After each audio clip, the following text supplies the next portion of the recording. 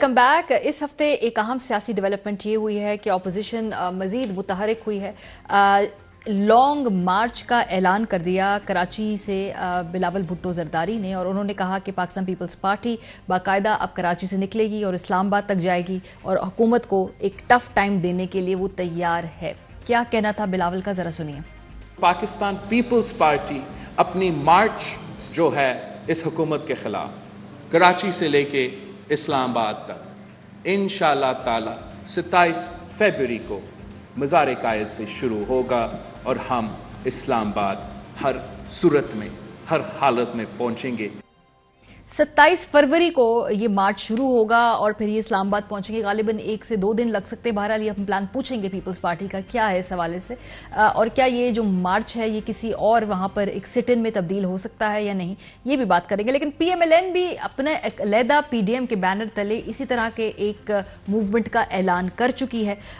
تو پھر P M L N نے کہا، جس میں رانا ثناء اللہ صاحب، خرم دستگیر صاحب، بڑے کلیئرلی جب سوال پوچھا گیا جی پیپلز پارٹی تو لانگ مارچ لے کر آ رہی ہے، تو ان کا کہنا تھا کہ ہم درخواست کریں گے کہ تھوڑا سا انتظار کر لیں ہمارے ساتھ اور ہم اکٹھے مارچ کر کے آ جائیں گے. کیا کہنا ہے پی ایم ایل این کا، ذرا سنیے. پیپلز پارٹی کو چاہیے کہ وہ لیڈر آف دی اپوزیشن، جس کو وہ لیڈر آف دی اپوزیشن تسلیم کرتے ہیں، ان کے ساتھ وہ اس بارے میں مشورہ کریں. اگر کوئی ان کو تعاون چاہیے تو وہ بھی لیں، اور اس بارے میں جو یہ تھوڑا سا فرق رہتا ہے آپس میں 27 فروری کا اور 8-10 مارچ کا، تو اس کو بھی اگر برج کر لیا جائے تو اس کا اور فائدہ ہوگا. کوئی ایک تاریخ ہوگی ہم پیپلز پارٹی کو کنونس کریں گے، یا وہ 23 مارچ کو مارچ کر لیں گے یا 27 فروری کو ہم مارچ کر لیں گے، لیکن جو بھی ہوگا انشاءاللہ اکٹھا ہوگا.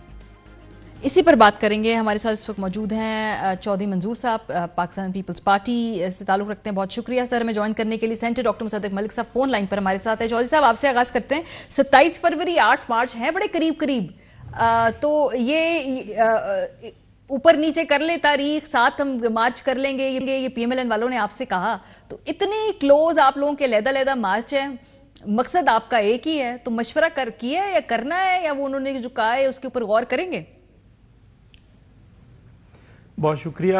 پہلی بات تو یہ ہے کہ ہمارا تو 21 سے شروع ہو رہا ہے، اسی مہینے کی 21 سے ٹریکٹر جو مارچ ہے، ٹریکٹر ریلیز ہیں جو کسانوں پہ گزر رہی ہے. جس طرح سے یوریا کی شارٹیج ہے، پھر اس سے پہلے ڈی اے پی کی شارٹیج تھی، پھر جو دوائیوں کا جو ظلم ہے، یا بجلی کے بلوں میں ڈیزل پہ، یہ کسانوں کے ساتھ اس وقت جو ہو رہا ہے، اس سے تو ملکی پیداوار بھی متاثر ہونے کا خطرہ ہے. جو گندم کی اور باقی پیداوار، باقی چیزیں تو پہلے ہی حالت یہ ہے کہ ہم امپورٹ کر رہے ہیں، ٹھیک ہے، بہت ساری چیزیں، اور امپورٹ بڑھ جائے گی. تو اس سے پھر اس کے بعد مزدوروں کی ہم ریلیز کرنے جا رہے ہیں، پھر اس کے ساتھ وکلاء کی، پھر خواتین کی، پھر سٹوڈنٹس کی، پھر یوتھ کی، تمام طبقہ ہے زندگی کا. وہ سب سے پہلے ہم ان کو متحرک کریں گے، اور اس کے بعد 27 کو شروع کریں گے. تو 27 سے ایگزیکٹلی کہاں سے شروع کریں گے؟ ہو رہا ہے، ہاں، یہ کہاں سے شروع ہو رہا ہے ایگزیکٹلی، اور کہاں پہ ختم ہوگا، اور پھر یہ کیا اس کے بعد ہوگا؟ کون سا جی؟ جو 27 سے آپ کا مارچ شروع ہو رہا ہے، یہ کہاں سے شروع ہوگا، یہ اس کا کیا ٹائم کراچی سے مزار قائد سے شروع ہوگا، اور پھر یہ چلتا ہوا آئے گا اور پھر اسلام آباد پہنچے گا. تو ابھی اس پہ کوئی حتمی فیصلہ تو نہیں ہوا کہ یہ کتنے دن لے گا، کراچی سے لے کر اسلام آباد پہنچنے تک کتنا ٹائم لے گا، کیا ہوگا، اس کی ڈیٹیلز ابھی طے ہونے والی ہیں. ایک بات. دوسری بات یہ ہے کہ دیکھیں، یہ حکومت کے لیے ہم تو سمجھ رہے ہیں کہ یہ حکومت جتنی جلدی چلی جائے، لوگوں کا تو بہت برا حال ہے. آپ اسی کرائسس کو لے لیں، یہ ان کے کلاسیکل مثال ہے، یہ جو مری والا بہت ہی سانحہ ہوا ہے، خوفناک سانحہ ہوا ہے، کہ پہلے یہ بنگڑے ڈال رہے تھے کہ 1 لاکھ سے اوپر گاڑیاں چلی گئی ہیں، 1 لاکھ سے اوپر گاڑیاں چلی گئی ہیں، تو وہاں سے کون سی ایسی پارکنگ یا اسٹیڈیم موجود ہے جہاں پہ پارکنگ ہو جائے گی؟ اگر ایک گاڑی میں 4 لوگ بھی ہوں تو 4 لاکھ لوگ چلے گئے. تو اگر ان کی حالت یہ ہے کہ پہلے یہ، اور چیف سیکرٹری بھی پنجاب جو ہے وہ اے سی مری کو ویلڈن کہہ رہے تھے اور سارا کچھ کر رہے تھے، اس کے بعد اب لوگوں کو متون کر رہے ہیں، لوگوں کو ذمہ دار ٹھہرا رہے ہیں. اچھا، تو یہ ان کی کلاسیکل مثال ہے. جی اب مجھے یہ بتائیں کہ اس حکومت کا مزید رہنا، ہم یہ سمجھ رہے ہیں اگر ہماری حکمت عملی پہ عمل درآمد ہوتا، ہم شکریہ بھی ادا کرتے ہیں کہ انہوں نے ضمنی الیکشن پہ ہماری بات مانی، اس کے نتائج آپ کے سامنے ہیں، پھر سینٹ پہ ہماری بات مانی، اس کے نتائج سامنے ہیں، پھر لوکل باڈیز پہ ہماری بات مانی، اس کے نتائج سامنے ہیں.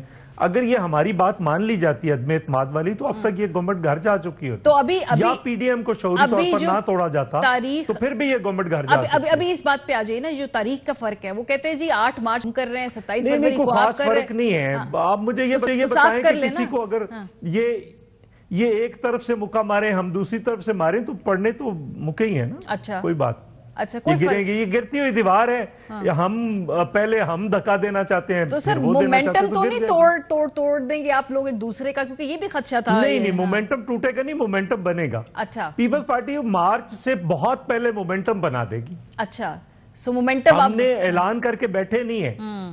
لیکن نا ہمارا اور دوسروں کا فرق یہ ہے کہ اعلان کرنے کے بعد ہم نے تو آج سے اناؤنس ہوگی 21 کو جو ٹریکٹر مارچ ہے اس پہ, اور اس کے بعد سارے صوبوں کے اندر کسان کنونشنز, پھر یوتھ کے کنونشنز, اسٹوڈنٹس کے موبلائزیشن شروع کریں. یہ مجھے پی ایم ایل این سے پوچھ لیجیے, کے وکلاء کے پی ایم ایل این سے پوچھ دیجیے کہ یہی سوال میں پوچھوں گی مصدق صاحب آپ سے, کیونکہ obviously یہ بات ڈسکس بھی ہوئی ہے پی ایم ایل این کے اندرونی اجلاس کے اندر. اس پہ رائے جو تھی وہ ڈیوائیڈڈ تھی. کچھ لوگوں نے کہا اچھی بات ہے, پیپلز پارٹی ایک مومنٹم بنائے گی, اس سے سب فائدہ اٹھائیں گے. لیکن دوسری رائے یہ بھی تھی کہ بھئی اتنی قریب یہ دونوں جو مارچز ہیں, اور obviously جب کرنا ہے تو پھر اس میں مشورہ کر کے آگے پیچھے ہی کر لیا جائے. جی بہت شکریہ. سب سے پہلے تو میں تعزیت کرنا چاہتا ہوں, میرا پہلا پروگرام ہے یہ کشمیر میں جو مری میں جو سانحہ ہوا ہے, اس کے لیے میں سب سے تعزیت کرنا چاہتا ہوں. بہت ہی افسوسناک چیز ہے, اور آپ کو پتہ ہے یہ بڑی آسانی سے اس کو اوائڈ کیا جا سکتا ہے. یہ جتنی بھی اموات ہوئی ہیں موسٹ لائکلی کاربن مونوآکسائڈ کی وجہ سے ہوئی ہیں, اور یہ تو ساری دنیا کو پتا ہے کہ اگر برف گر جائے اور ایسے معاملے میں گاڑیاں پھنس جائیں تو آپ نے صرف بیلچے دے کے کچھ لوگوں کو سڑکوں پہ لانا ہے کہ وہ ایگزاسٹ پائپ کے پیچھے سے برف ہٹا دیں. اگر ایگزاسٹ پائپ کے پیچھے سے برف ہٹا دی جاتی, بے شک وہ بڑی برف ریموو کرنے والے آلے نہ بھی ہوتے تو ایک بھی سانحے میں موت نہ ہوتی اور چھوٹے چھوٹے بچے جو ہیں وہ بچ جاتے. تو پہلے تو مجھے بہت افسوس ہے, اور میں چاہتا ہوں کہ حکومت اپنی ایڈمنسٹریٹو کیپیبلٹی کو بہتر کرے تاکہ اس طرح کے حادثے جو ہیں وہ نہ ہوں. دوسری بات وہی میں وہیں سے بات شروع کرتا ہوں جی جہاں سے چودھری صاحب نے بات ختم کی ہے. بنیادی طور پہ ابھی صبح دوبارہ سے یہ منی بجٹ جو ہے اس کی میٹنگ ہے. جو حالات ہو گئے ہیں, چاہے آپ مری کے حوالے سے دیکھیں, چاہے آپ مہنگائی کے حوالے سے دیکھیں, 70 ارب یا 80 ارب روپے کے ٹیکسز لگا رہے ہیں دوائیوں پہ, اور کہے جا رہے ہیں کہ اصل میں تو صرف 2 ارب کے ٹیکس لگ رہے ہیں. 343 ارب کے ٹیکسز لگا رہے ہیں اور کہہ رہے ہیں کہ 2 ارب ہے. بھائی اگر 2 ارب ہیں تو صرف 2 ارب کے لگا دو ٹیکسز. یہ کون 350 ارب کے ٹیکسز لگا کے عوام کی آنکھوں میں دھول جھونکتا ہے کہ صرف 2 ارب کے ٹیکسز لگیں.